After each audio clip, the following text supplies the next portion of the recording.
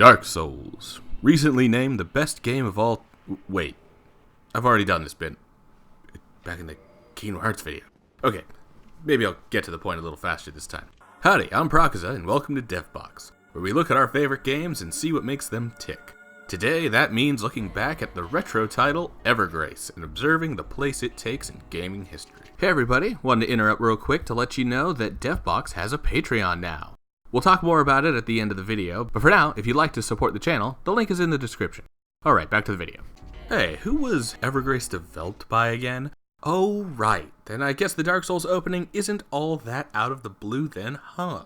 Yeah, so while most players are well aware of the Kingsfield series that Demon's Souls and Dark Souls act as a spiritual successor to, there are a few other titles in between that the majority of fans might not be entirely privy to. This is where Evergrace finds itself, in the liminal space between Kingsfield and Demon's Souls. Although, it also lacks any of the unique claims to fame that the other titles in this space hold, such as Shadow Tower Abyss's gunplay mechanics, or the graphic horror of Kuon. However, for me personally, Evergrace does have one uniquity about it. This is one of the two games that came bundled with my PS2 when I was a kid. So, this is actually my first experience with FromSoftware as a developer. Even if I never beat it when I first got it, and put way more time into Armored Core later on into the PS2 era. So, running back through this game, and actually finishing it for the first time, was one part cathartic, and another part an old weight off my shoulders. It's a well overdue item on my backlog that finally gets checked off after literally 20 years. Fuck, I'm old. Has it been a minute? Am I gonna have to censor the fuck I'm old? Let's start with what everyone clicked on this video in the first place for. The title that claims Evergrace to be the proto-ELDEN ring. As might be obvious from the footage you've seen so far, this is not because of the open world design, which this game does not have, but the various weapons and their unique skills. Similar to Elden Ring's Ashes of War and Dark Souls 3's weapon art before it, the strength of the combat comes down to the unique attacks available to each weapon. In the case of Evergrace, these are called Palmyra actions, and they can range from simple guards to extremely powerful combos.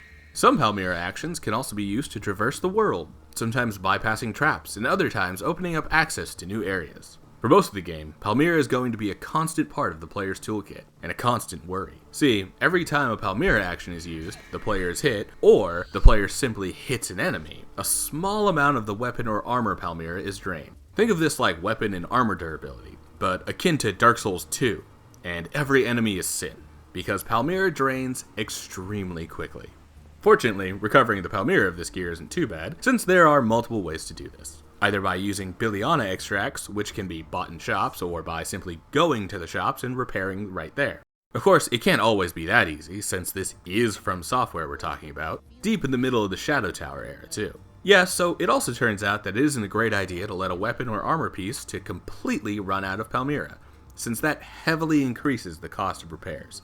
Given that broken gear completely removes the attack and defense benefits while also restricting the use of Palmyra actions, keeping this topped off is vital for progressing through an area, and swapping gear before it breaks will keep from burning through cash and needing to farm.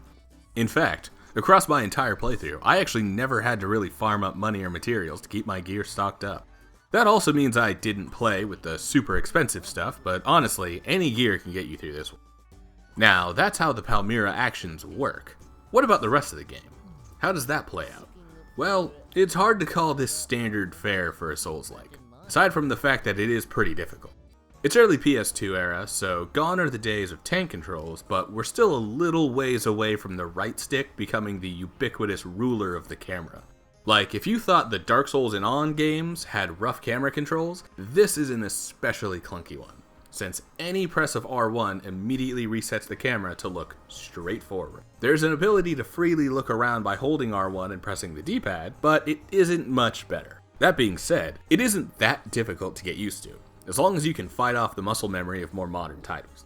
Combine the rough camera controls with the fact that enemies spawn seemingly at random, sometimes out of view of the camera, and sound cues become incredibly important if you don't want to get caught off guard. Sure would be a shame if my recording setup was so jank that I couldn't listen to the game audio while recording it. Quite the shame to be that unfamiliar with capture setups. Another sign of its age is the buttons for attacking. Instead of the tried and true R1 for light attack and R2 for heavy, Evergrace follows the old action standard of square to attack, with triangle handling the Palmyra actions we talked about before. Additionally, there's no dodge or parry, and guarding is a weapon-specific Palmyra action.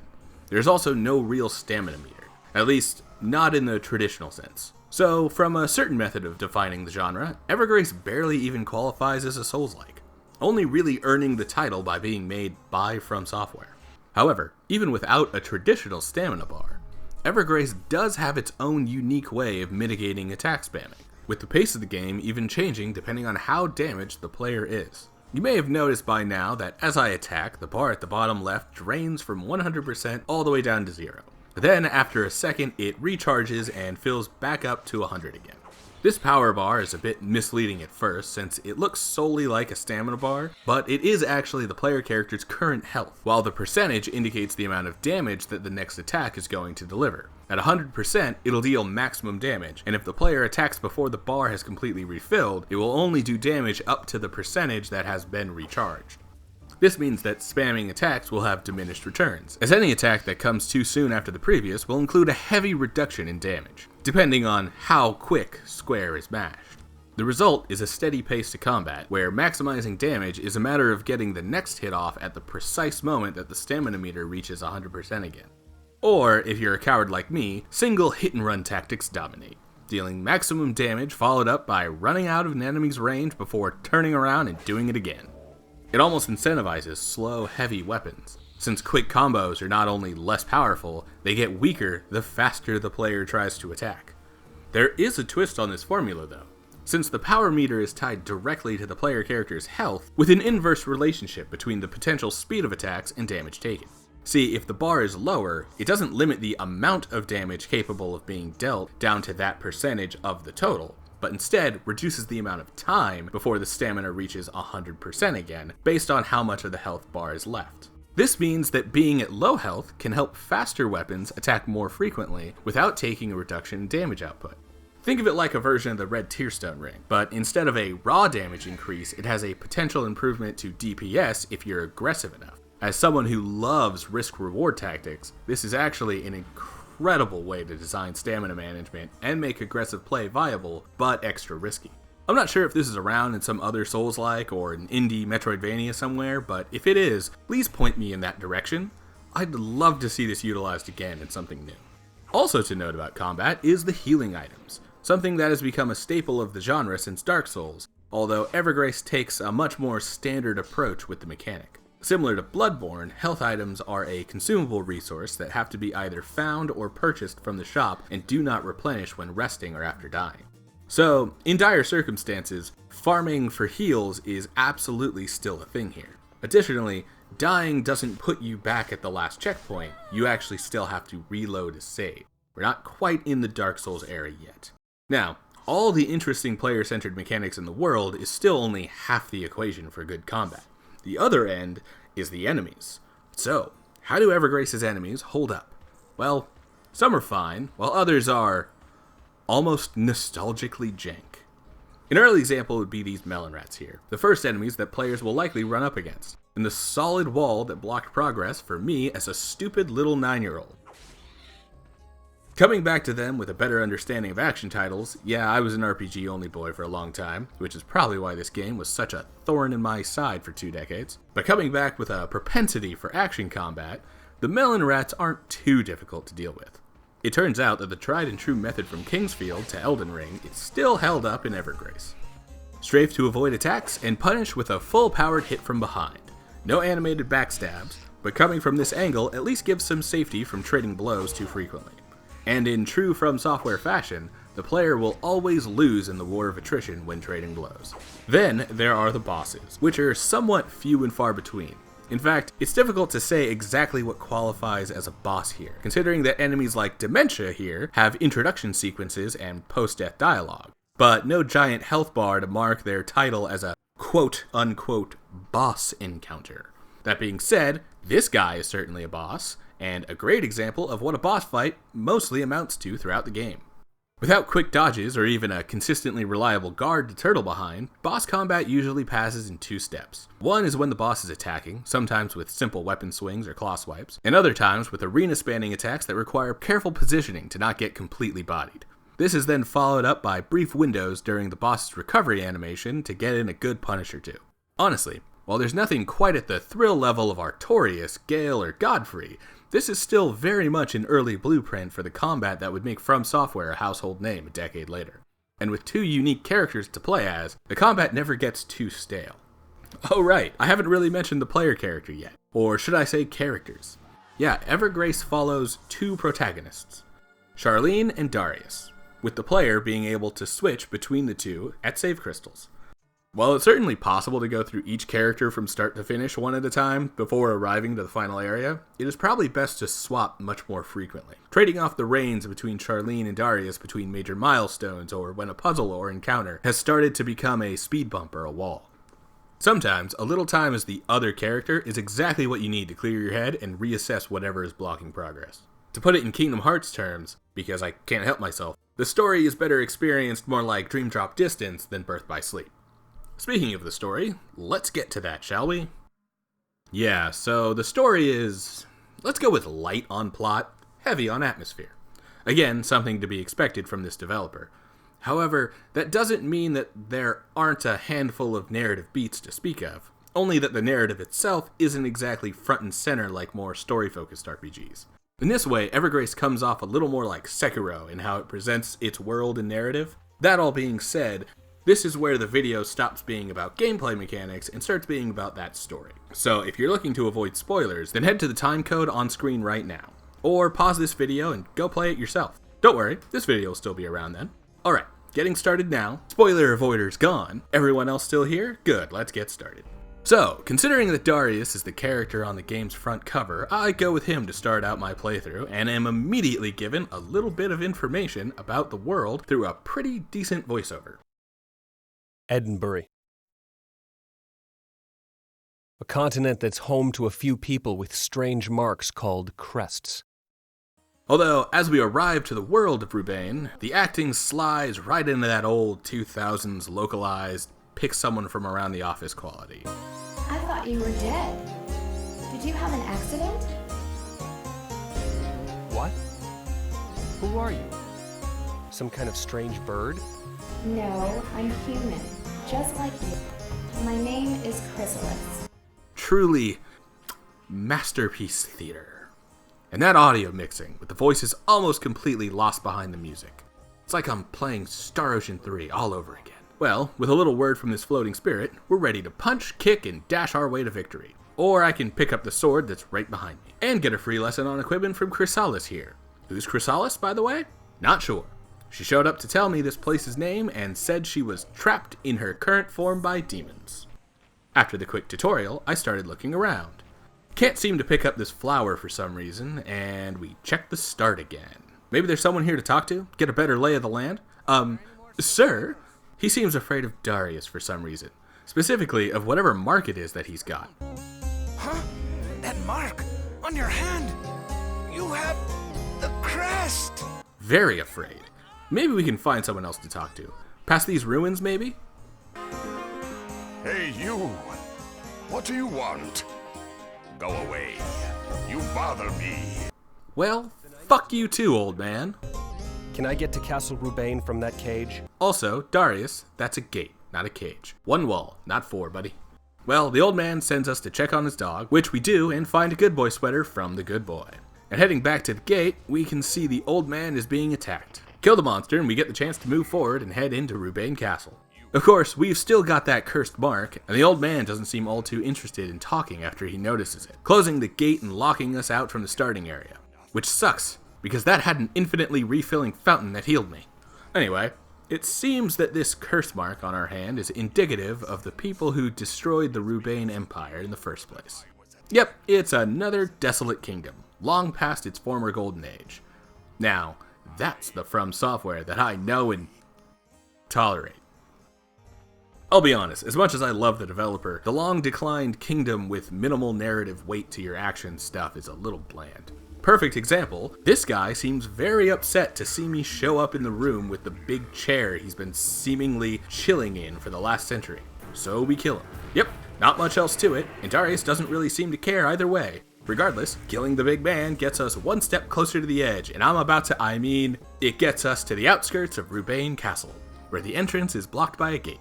Pick up some spheres that Snuggly the Crow stole and put in her various nests, and we're good to cross. And we get to hear from Chrysalis again, who tells us we need to go kill a demon that's taking control of the castle and sends us on our way. Boy, doesn't this place look like it'll be fun to explore, full of traps and chests and monsters? Not to mention, listen to this ambient music.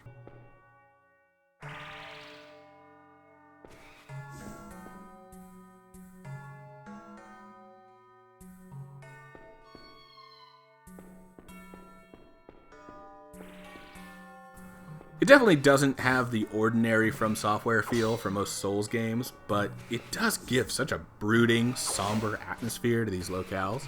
Honestly, a strong showcase from composer Kota Hoshino. Those of you coming from the Souls side of the fandom might not recognize his work as well, since he has taken more of a sound design role in later Dark Souls titles and ELDEN. But his most recent stint as composer was in Armored Core 6, although some of his best atmospheric work can be found in the Echo Knight series. It's a different kind of vibe from what most fans might be used to, with the almost windswept ambience throughout Dark Souls, combined with bombastic orchestras for the boss fights. But the music really does help get in tune with the world of Rubain, especially with so little text to focus on for the world building. With that, however, the castle is starting to get repetitive. I might need a break from this place. Let's go check how Charlene is doing. Once again, we're introduced with some flavor text over the curse mark. In the blink of an eye, the world was conquered by the strongest military empire with magical Palmyra armaments. Followed immediately by quite a bit more intrigue. Charlene wakes up with no clue how she got in this random house in the woods and is being seemingly cared for by a woman named Sienna. Going outside, we see Sienna talking to Morpheus and Trandon, our villains for the evening, game, and they make their villainy nature known by quickly blowing up the house Charlene was staying in. And abducting Sienna. Kinda. She chooses to go with, but it's reluctant, so I guess we're off to save her? I've got to help her. Yeah, that's right, Charlene. We do have to help her. Now, the start of the Charlene storyline is a bit different from the Darius one. It's kind of a super hard mode, since Charlene can only attack for the first hour or so with her kicks that barely do any damage. Like, it's not exactly a DS1 fist-only kind of run or anything. But it's certainly not as easy as Darius, who immediately starts with a sword. There's definitely no weapon that I could have gotten at this point to make combat easier or even possible. Ignore the white bow on the bed that suddenly appeared after the house got destroyed. It isn't real, and you can't fool me into thinking it is. Yeah, I can guarantee that this is one reason 9-year-old Prac couldn't figure this game out, because even at 32, I never found that bow. Which means I couldn't fight any of the monsters. Which also meant I couldn't earn money. Which also meant I couldn't buy any other weapons when I finally found the shop. So, anyway, let's go pick up this small flower. Huh, I remember not being able to grab it before as Darius. Interesting that I can actually grab it now. And hey, look, it makes the old man a lot nicer. As thanks for the flower. He even gives me the sword necklace that lets me progress. You look a bit like my daughter. She's dead now. And then makes things super awkward. What are you doing? And then stops me from taking Darius' sword. Then I guess in the timeline this must have all happened first, huh? Neat. I like the detail. Anyway, off to go unlock the next passage. Failed to notice the bow again, and put the necklace on the lady statue. Although I suppose this would be more of a bust. Strange, she's not really that busty. Then we talk to this priest-looking woman, who I'm sure means us no harm at that bitch. Well, at least the game finally saw fit to give me a weapon. So weird that it never gave me anything before this. Absolutely no opportunities before these claws. Certainly not with a decent amount of range, too, which would be extremely powerful in this game. Anyway, some dead hentacles later. Wait, these things are called hentacles? Wow, fuck that bitch for real then. She literally dropped me in a human research lab with hentai monsters. She's fucking dead. Anyway, some dead tentacle monsters and a new good girl sweater and some traps for my first death later, and we are suddenly contemplating not finishing this game at all. Bad RNG means no more good girl sweater, but that's fine. I like the default look better anyway, although that still won't stick around for long. Eventually we find someone who isn't trying to kill us, Orladin, a royal. He's also looking for Morpheus, but he's too injured to do the searching himself. So, he lets us know that this place is Morpheus' lab, and that it's where he experimented to make the Palmyra armaments in the first place. Too bad for him. We'll be using them to hunt him down and put his head on a pike here. I know it's more of a halberd, but the sentiment is the same. A little more searching, and we indeed find Morpheus again. And that's when Charlene actually reveals her motivation. She's hoping that if Sienna can tell her how she got here, then that can help her get back home. In the meantime, Morpheus sicks Charlene's first boss on us, Amit. He's not too tough, although the arena doesn't allow for a lot of room to maneuver. However, some strafing and a lot of butt pokes later, and he goes down. Also, I definitely should have used this Palmyra action way earlier. Still haven't figured out the power of the triangle button yet. For now though, that feels like enough time as Charlene for one day. Let's head back to Darius. We left him in that castle, but I've got a fresh pair of eyes for it now. Checking some areas I hadn't explored before, I handed Gem off to a giant statue lady. Lots of statue ladies in this game. And we can start exploring the upstairs. Up here, we find the queen of the castle, Zenovius, turned into some type of half-woman, half-plant monster. Oh, and great, there's poison on the floor. Oh, and also great, she heals when I try to summon a tree on her face. Cool. Well, she's dead and we move on. Nothing phases Darius, it would seem. Moving on, we get a glimpse of the industrial level of machinery that makes the different parts of this castle move. That's some neat environmental storytelling there. And we meet Trandon, before he quickly disappears and seems to sick a monster on us. Now, most of the bosses up until this point have essentially amounted to strafe, bait out an attack, punish. Dementia here, however, mixes things up for the formula we've seen so far, as he has access to some powerful magic that spreads across the arena. That being said, strafe and hit still works for most of his attacks, so we do that until he's dead. Bullet hell or not. Now, would you look at that if it isn't Sienna? She seems to know more than she lets on, and certainly more than we do at this point. That's how we learned that the demon is after the curse mark that's been making people walk off cliffs at the sight of us. But, of course, Sienna isn't too keen on revealing the whole truth quite yet. Down below the castle, we meet with Chrysalis again, who suggests that we need to find the priest, who should be somewhere outside of the royal shrine, where we've found ourselves now. She also mentions knowing Sienna in some way, but is equally vague and gives no answers before disappearing again. Awesome! Here in the royal shrine, we have my favorite dungeon in the game. It's a bit of a maze, and it can be pretty easy to get lost. But keep an eye on the map at the top right and pay attention to door colors, and it'll all start to make sense eventually. See, the puzzle here involves hitting various symbols with the opposing types of magic in order to unlock doors of various colors. I'm simplifying the explanation here because it's a puzzle well worth figuring out for yourself. Even if you don't mind the story spoilers, I'm not going to spoil the puzzles. But the result is a locale that you become intimately familiar with, even as the halls all seem to blend together.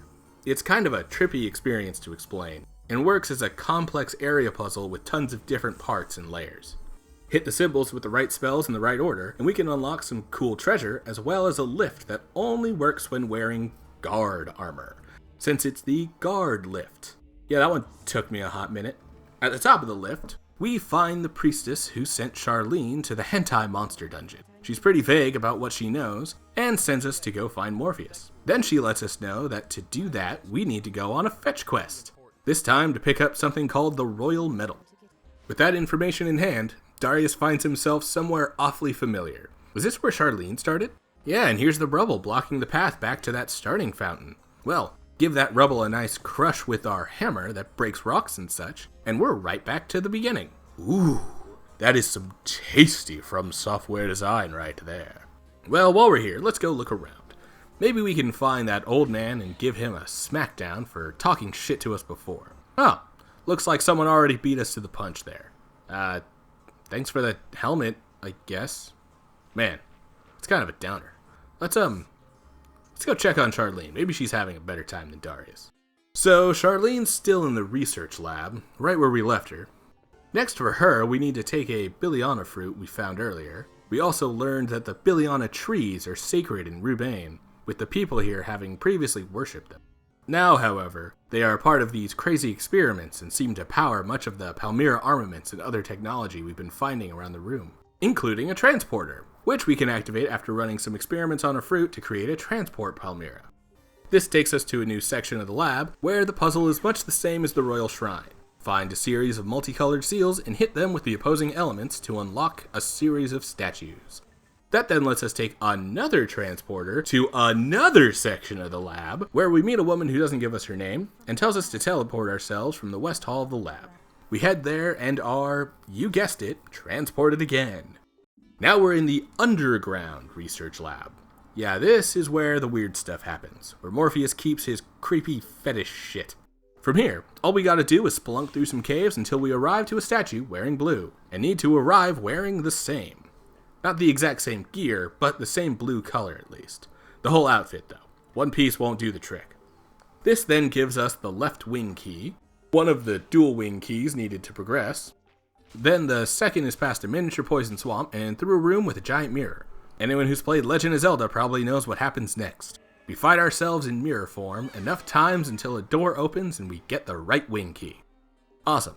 Let's plug that in and be on our way. A few hallways later, we find Sienna again, although she doesn't exactly seem herself. She's not answering our calls, and Morpheus speaks cryptically from the fucking rafters or something, because he's nowhere to be seen. After a brief fight with this Sienna, or maybe a Sienna clone? Not exactly sure. Morpheus laughs, speaks cryptically, and then sends me directly to the next location, where I'm immediately killed when a spider lady explodes me off of a cliff. Guess who gets to do the Sienna fight again? Anyway, here's the abandoned road, now making prolific use of save states, because that was annoying as hell to have to replay. I do my best to keep my feet on the ground and my butt out of the lava pools. Oh, and I kill every one of Quailag's sisters that I can find, and their little babies too. Few twists and turns through the fiery caves and we find Red Breeze, a man who seems to have a grudge against Morpheus and attacks us thinking we're associated with him. This is actually one of the more difficult boss fights so far, mostly because he's one of the more aggressive. However, bullying him into a corner does the trick and we move forward. Turns out, Red Breeze has a crest of his own, and as such, was shunned for being cursed. He then spends the last of his power to send Charlene off. Somewhere else, I guess. To the Soaring Tower, that's it. Yeah, that place. I remember hearing about it somewhere, probably on a wiki or story explained video, because no one said shit about it in game yet. Well, with that done, it might be time to return to Darius. Charlene's had her adventures, it's man time now. And what does the man do? He, gets lost in the forest again. We'll figure this out, don't worry. There we go.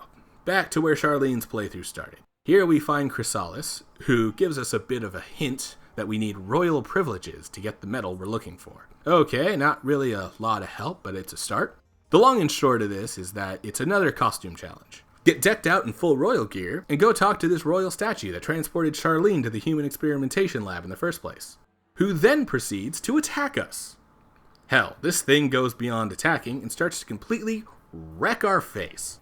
This guy attacks fast, has barely any telegraphs, and seemingly can't be guard broken. It's by the grace of my 1,000 health potions that I actually managed to survive and walk away with the royal medal.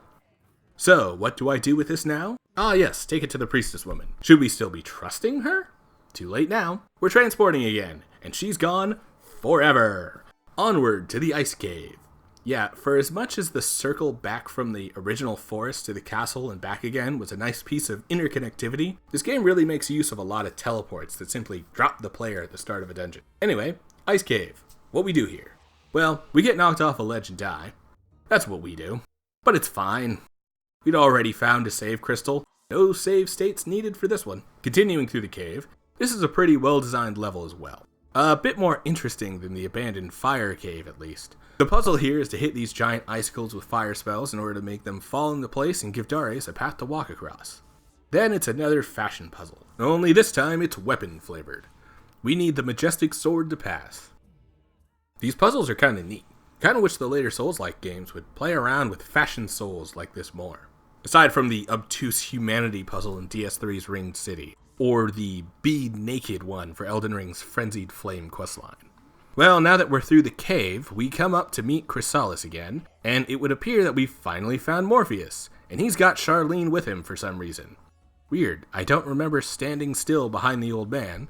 Something doesn't seem quite right here. And revelation time! It would appear that the brooding angst that Darius has been holding onto this whole time comes from a nasty secret with Charlene, when Darius apparently killed her. More mystery, and still no answers, huh? Anyway, we confront Morpheus, get no answers, and are immediately thrust into another boss fight. This time against a monster called Drawwide. These bosses are starting to get a bit tougher now, not being quite as strafable as before, but the same tactic does still stand. Run around their side, bait out an attack, and hit them from behind while they recover. All the same, the power of bringing a ton of potions to the fight gets us through. Although Drawwide is a sore loser and sends us crashing down into the abandoned road through the power of a cutscene. Fortunately, Chrysalis helps us to our feet, and we can start exploring. Here we find a wounded man, the same guy we met as Charlene, good old wounded ELDEN, still hurt and still dying. He gives us a MacGuffin, and we move on, before reiterating that Darius is somehow responsible for Charlene's current misfortunes, by killing her apparently. Well, MacGuffin in hand, we head out and eventually make it to the boss of the dungeon, the Djinn. This one isn't quite as interesting as Drawwide. Instead, the Djinn kind of swings his hammer slowly, hits us with the world's worst hitbox, and then stands there waiting for us to magic him to death.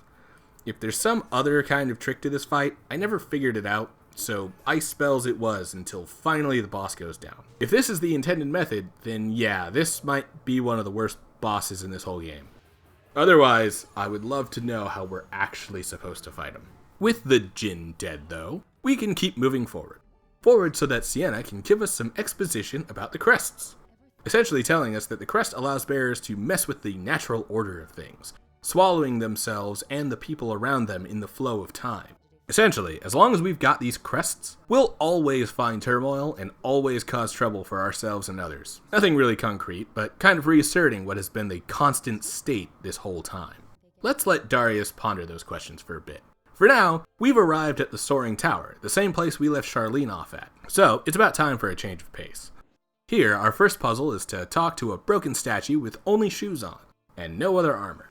And then we're thrown into a murder gauntlet. Fun stuff. From here, we need to complete a series of dress-up puzzles, all matching statues in various locations in order to open doors and hidden passageways. Some of the statues we even need to put together ourselves, piece by piece. Story-wise, it's an uneventful trip through the tower, gathering up pieces of the statue puzzle and traveling back and forth quite a bit. Grab some treasure, fight monsters, repeat ad nauseum. After a while, we do find a boss, but it is essentially an ice version of the Djinn from Darius' playthrough. This one is called Banta Ice, and it is about as boring as the last one. Ranged attacks on repeat for an hour to slowly dwindle this boss down. Again, if there was a gimmick to this fight that I didn't quite get, then maybe it could be more interesting that way. But otherwise, it's pretty much a giant waste of time. But once we're past it, we arrive at Morpheus' secret lab. Arriving to the lab, Morpheus seems to have Sienna trapped behind some type of glass wall, but a light is starting to break her free, right as Trandon arrives to back Morpheus up. And that's the end of Charlene's storyline. Time to head into Darius. Yeah, so it turns out that the final section requires playing through both characters entirely before getting to the end. I wasn't entirely sure if this was going to be the case when I started playing, but I had a hunch, and it seems to have paid off. Time to finish up Darius then.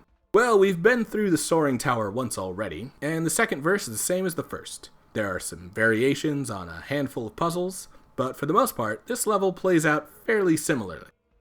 Play dress up with statues, survive some enemy gauntlets, and climb the big tower in order to reach the top and confront Morpheus at his lab. Not much to speak of, but I do find my favorite weapon of the game here, Quano's axe. With the way stamina works in this game, strong single-hit weapons are king, and Quano's axe is among the strongest. Truly a beauty of a weapon. Oh, and look, we found another giant boss that we have to fight at a distance while avoiding its attacks. Again. Not my favorite boss design, kinda sucks how many times it gets reused, but we muscle through and patience wins out the day, even mine somehow. And now things get a little weird, because now Darius arrives to Morpheus, only to find that Charlene is being held behind the glass, and Sienna and Trandon are nowhere to be found.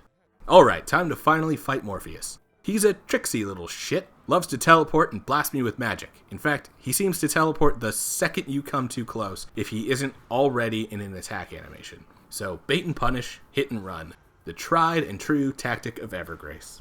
The fight goes on forever, and when the fight is done, the fucker laughs like he's won. Oh, yes.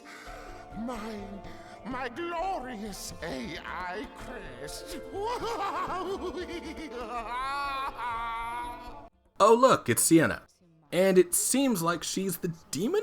Like the one Darius has been hunting until he realized Charlene was here? Then Morpheus throws some shade, gives Sienna a Sophie's choice, and has a seizure until he dies. Cool. That explained a lot. What's going on? Yeah, I'd like to know myself. Alright, that explained exactly nothing, except maybe suggesting that Trandon is Sienna's son, but like, it's hard to even say what Trandon's role in the story has been so far. He's kind of been showing up periodically, but he doesn't do much after blowing up the house Charlene was resting in. Beyond that, he's some kind of super-powered and a potential victim of Morpheus' meddling.